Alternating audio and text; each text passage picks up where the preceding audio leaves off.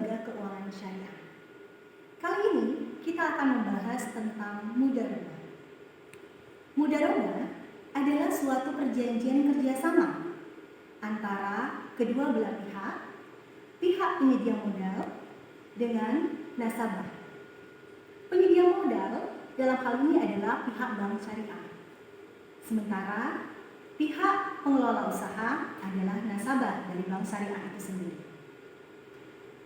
Kedua belah pihak terikat nisbah perjanjian pembagian keuntungan yang telah disepakati di awal perjanjian. Perhatikan skema berikut ini. Perhatikan sketsa akad mudharabah berikut ini. Di dalam skema al-mudharabah terlihat bahwa bank syariah dalam hal ini adalah sahibul mal dengan nasabah melakukan akad perjanjian di mana bank memberikan modal 100% kepada mudharib yang akan dikelola mudharib dalam bentuk usaha. Ketika keuntungan didapatkan setelah mudharib melaksanakan pembiayaan, maka keuntungan tersebut akan dibagi berdasarkan kesepakatan yang ada. Di sini juga terlihat bahwa modal akan dikembalikan oleh nasabah atau mudharib ketika sudah mendapatkan keuntungan dan dalam jangka waktu yang telah ditentukan oleh perjanjian tersebut. Setelah melihat skema al-mudharabah tadi, kita akan beralih kepada jenis akad mudharabah. Ada dua jenis, kita lihat bersama. Kita masuk pada jenis akad mudharabah. Akad mudharabah ini dibagi menjadi dua jika dilihat dari segi transaksi. Transaksi yang pertama adalah mudharabah mutlaqah dan yang kedua ini adalah mudharabah muqayyadah. Pada transaksi mudharabah mutlaqah, jenis usaha ini ditentukan sendiri oleh mudharib. Pihak sahibul mal hanya akan menerima nisbah bagi hasil dari usaha yang telah dijalankan oleh mudharib. Berbanding terbalik dengan mudharabah mutlaqah, mudharabah muqayyadah ini usaha ditentukan oleh pemberi modal. Artinya, mudharib hanya sebagai pengelola yang menjalankan usaha tersebut. Berikutnya kita masuk pada hukum akad mudharabah. Hukum akad mudharabah yang pertama adalah bahwa mudharabah ini dapat dibatasi oleh periode tertentu. Jadi, akad mudharabah ini memiliki jangka atau periode tertentu. Yang kedua, kontrak tidak boleh dikaitkan atau mu'alaq dengan sebuah kejadian di masa depan yang belum tentu terjadi.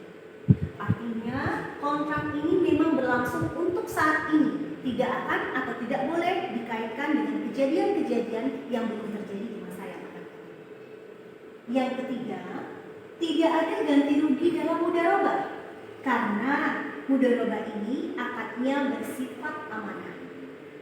Terkecuali jika ada kesalahan yang disengaja atau kelalaian serta pelanggaran kesepakatan dari kedua belah pihak. Yang keempat, jika ada salah satu pihak yang tidak memenuhi kewajibannya atau terjadi perselisihan di antara keduanya, maka penyelesaian ini dapat dilakukan secara melalui badan arbitrasi syariah jika tidak dapat terselesaikan melalui musyawarah yang sudah dilakukan. Jika kita tadi sudah mengetahui tentang hukum akad mudharabah, maka kita akan masuk pada rukun mudharabah. Menurut jumhur ulama, ada 3 rukun dari mudharabah. Rukun yang pertama adalah bahwa dua belah pihak yang berakad, ini dalam artian pihak sahibul mal dan mudharib, ini sama-sama sudah baligh atau sudah dewasa dan keduanya berakal sehat. Jadi jelas ya di sini orang gila tidak boleh melakukan akad mudharabah tersebut. Keduanya adalah sudah berumur di atas 15 tahun atau sekurang-kurangnya 15 tahun dan bukan dalam keadaan terpaksa. Keduanya sudah dapat membedakan mana yang baik dan mana yang buruk. Rukun yang kedua, materi yang diperjanjikan atau objek yang diangkatkan ini terdiri atas modal, kemudian usaha, dan yang terakhir adalah keuntungan.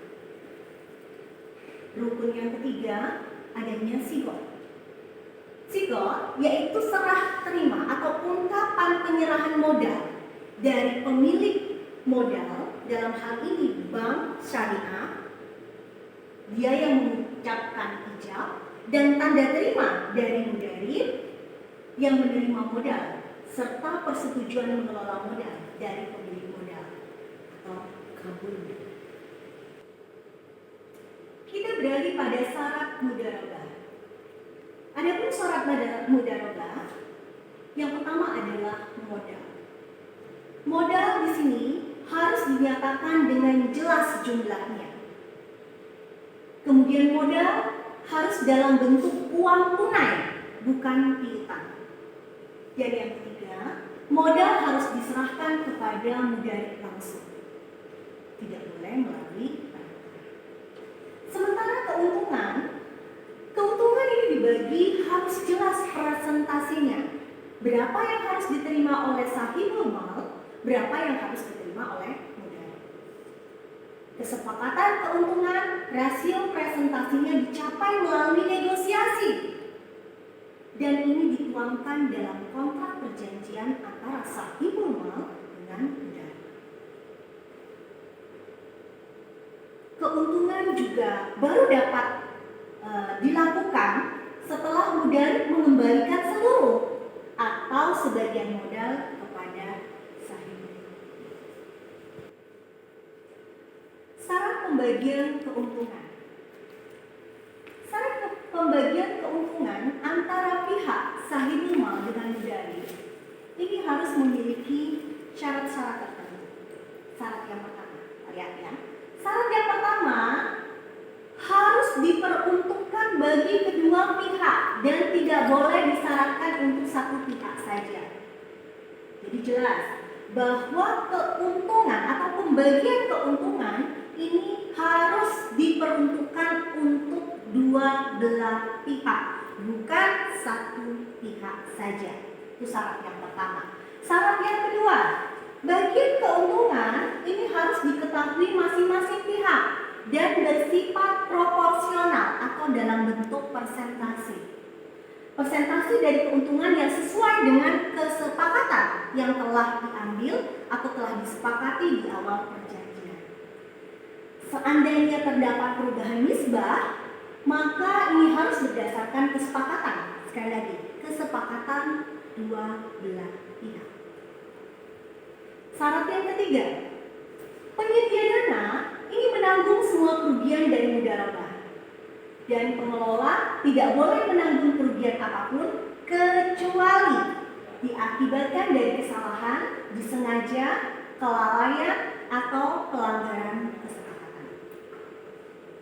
Dan syarat yang terakhir, seandainya terjadi kerugian ini disebabkan oleh kelalaian mudarib atau pengelola usaha, maka mudarib atau pengelola usaha tersebut wajib menanggung segala kerugian yang disebabkan oleh kelalaian. Kita masuk pada pengawasan syariah transaksi mudharabah. Seperti yang dikatakan sebelumnya, bahwa Badan Arbitrasi Syariah dia juga melakukan pengawasan terhadap transaksi mudharabah tersebut. Adapun tugas dari arbitrasi syariah tersebut adalah yang pertama, mereka akan meneliti apakah pemberian informasi secara lengkap telah disampaikan oleh pihak sahibul mal, dalam hal ini adalah bank syariah, kepada mudarib atau nasabahnya, baik secara tertulis maupun lisan tentang persyaratan pembiayaan mudharabah yang telah dilakukan. Yang kedua, Badan Arbitrasi Syariah akan menguji apakah perhitungan bagi hasil yang telah dilakukan sesuai dengan prinsip syariah yang berlaku. Yang ketiga, pihak arbitrasi syariah akan memastikan adanya persetujuan para pihak dalam perjanjian pembiayaan mudharabah. Kemudian, mereka akan memastikan terpenuhinya rukun dan syarat-syarat mudharabah. Kemudian mereka juga akan memastikan bahwa kegiatan investasi yang dibiayai tidak termasuk jenis kegiatan usaha yang bertentangan dengan syariah. Seperti kegiatan usaha tersebut bertujuan untuk hal-hal yang tidak halal. Penyebab batalnya mudharabah.